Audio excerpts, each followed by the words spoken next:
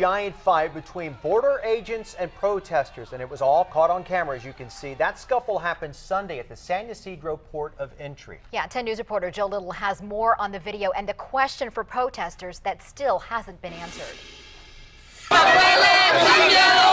This is how a protest ended Sunday, with pushing, yelling, and more tension between border officials and immigrant rights groups than ever before. Really uncalled for. Alondra Garcia was one of the 20 or so there protesting what she calls the militarization of the border.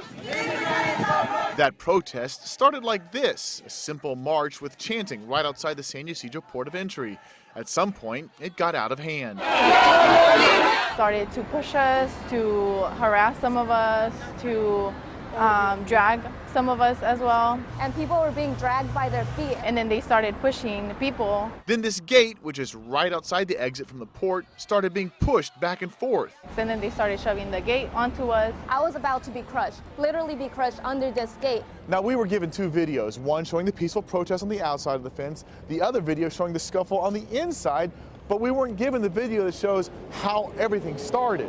What set off the physical confrontation? Well, actually, we were all standing there chanting, and there was some people that were sitting down.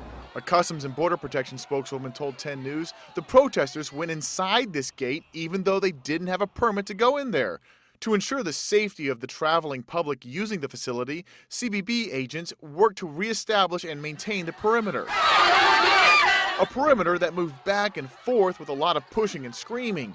The protesters took it as further proof for need of reform at the border. The fact that they treated us like we were scum just goes to show how our community goes on every single day here. In San Ysidro, Joe Little, 10 News.